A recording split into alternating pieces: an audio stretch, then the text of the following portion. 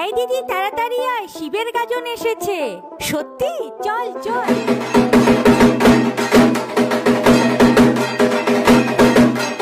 আমি তেতো খাবো না। আজ তেতো খেতে হয়। আমার তেতো ভালো লাগে না। এখন তেতুটা খেয়ে নে, বিকেলে তোকে চড়কের মেলায় নিয়ে যাব। আমরা চড়কের মেলায় যাব।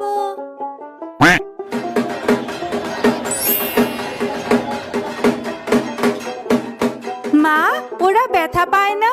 ওরা শিব ঠাকুরের অনেক কঠিন উপোস এবং তপস্যা করেছেন, তাই মহাদেব তাদের রক্ষা করেন এবং ব্যথা সহ্য করার শক্তি দেন। বাহ! মা, আমাকে মাটির বড় বউ কিনে দাও না। মা, আমি বাদাম ভাজার জিলেপি খাবো।